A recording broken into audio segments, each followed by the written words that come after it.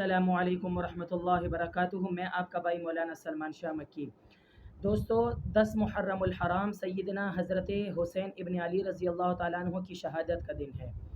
حضرت علی رضی اللہ تعالیٰ عنہ کے بیٹے اور حضرت فاطمہ الزہرا کے بیٹے اور نبی علیہ الصلوۃ والسلام کے نواسے سیدنا حسین ابن علی رضی اللہ تعالیٰ عنہ۔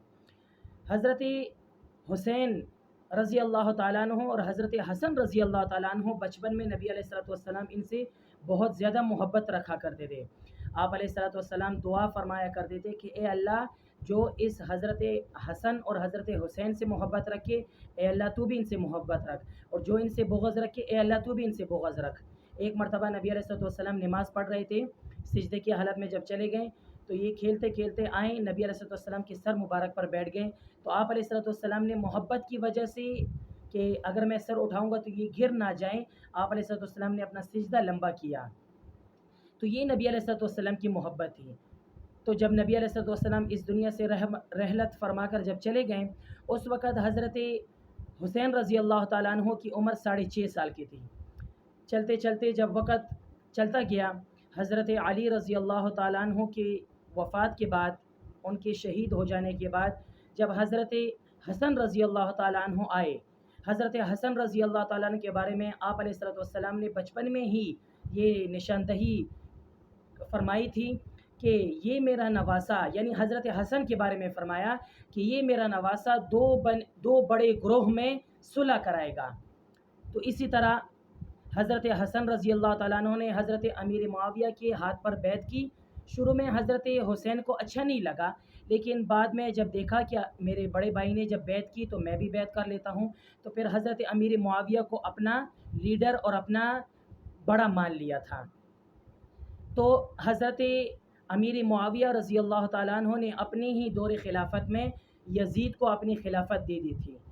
نبی علیہ الصلوۃ والسلام کی نواسے رسول حضرت حسین رضی اللہ تعالیٰ عنہ کے پاس کوفہ سے خطوط آیا کرتے تھے کہ آپ آئیں ہمارے پاس، ہمیں دین کی دعوت دیں، ہم یزید کی خلافت نہیں مانتے، الغرض بہت سے خطوط بھیجیں۔ ایک روایت میں 7,000 کے قریب ملتے ہیں، ایک روایت کے مطابق 200 کے قریب روایت ملتی ہے کہ اتنے خطوط آیا کرتے تھے حضرت حسین کے پاس۔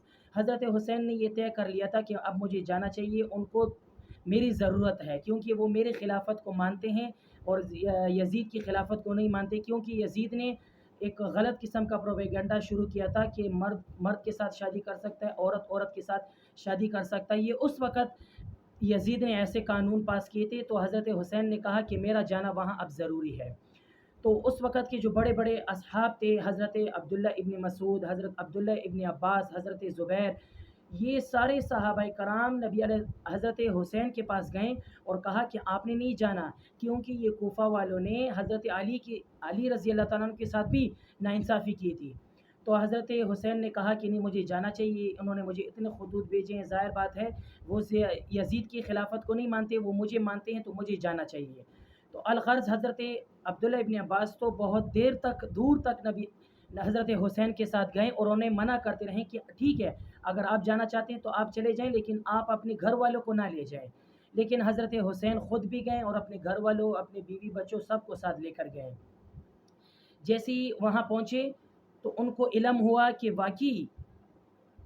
واقعی کوفہ والوں نے میرے ساتھ زیادتی کی، اور اس وقت کے جو گورنر تھے وہ ابن زیاد تھے۔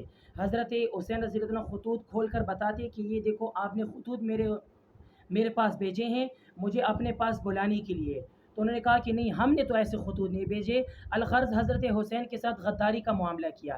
حضرت حسین نے فرمایا کہ مجھے 3 شرطیں میری منظور کر دو۔ نمبر 1 یہ کہ مجھے واپس جانے دو، دوسرا یہ کہ مجھے اسلامی سرحدات کے لیے بھیجا جائے، تیسرا یہ کہ مجھے یزید کے پاس شام بھیجا جائے کہ میں جا کر وہاں ان سے صلح کر لوں، ان سے بات کر لوں۔ تیسری شرط مانی گئی، حضرت حسین کو جا کر بھیجا گیا کہ آپ ٹھیک ہے، آپ جا سکتے ہیں۔ حضرت حسین کو کہا کہ آپ جا سکتے ہیں یزید سے معاملہ کرنے کے لیے۔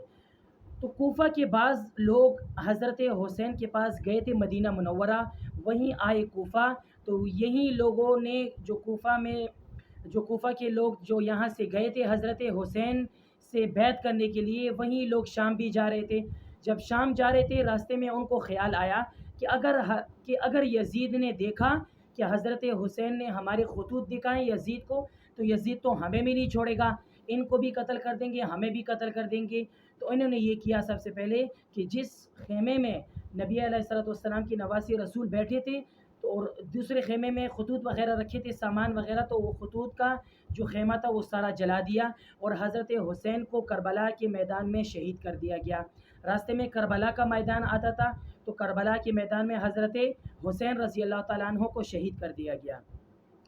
تو حضرت حسین رضی اللہ تعالیٰ عنہ کی شہادت کے بعد حضرت جو ان کی حضرت حسین رضی اللہ تعالیٰ عنہ کی جو بہن تھی، انہوں نے بد دعا دی کہ اے کوفہ والو، تم قیامت تک اسی طرح اپنے آپ کو پیٹتے رہو گے، اپنے آپ کو ذلیل کرتے رہو گے، تم پر اللہ کی ناراضگی اور اللہ کا عذاب ہو۔ تو آج تک آپ دیکھتے آ رہے ہیں کہ کوفہ والے یا اہل تشیع حضرات اپنے آپ کو مارتے رہتے ہیں اور یہی ظاہر کرتے رہتے ہیں کہ ہم سے غلطی ہو گئی، ہم ایسے غلطی دوبارہ نہیں کریں گے۔ الغرض وہ قیامت تک اسی طرح اپنے آپ کو پیٹتے رہیں گے، کیونکہ انہوں نے حضرت حسین کو شہید کر دیا تھا۔ تو یہ کچھ مختصر سی زندگی تھی حضرت حسین کے بارے میں۔ اس کے بارے میں اگر کوئی اور بھی بھائی مجھ سے یہ کہنا چاہتے ہیں کہ اگر میں اور بھی اس کے بارے میں مطالعہ کرنا چاہتا ہوں تو ضرور مجھ سے رابطہ کر سکتے ہیں۔ کمنٹس میں مجھے آپ بتا سکتے ہیں کہ حضرت حسین رضی اللہ تعالیٰ عنہ کی شہادت کے بارے میں یا ان کی اور زندگی کے بارے میں آپ بتائیں، تو انشاءاللہ میں آپ کو ان کے بارے میں کتب بھی فراہم کر سکتا ہوں، آپ کو بتا بھی سکتا ہوں، اور اس کے علاوہ اگر اور بھی معلومات چاہیے تو انشاءاللہ وہ بھی میں آپ کو بتا دوں گا۔ اس کے ساتھ آپ اپنے بھائی کو اجازت دیں۔ السلام علیکم ورحمۃ اللہ۔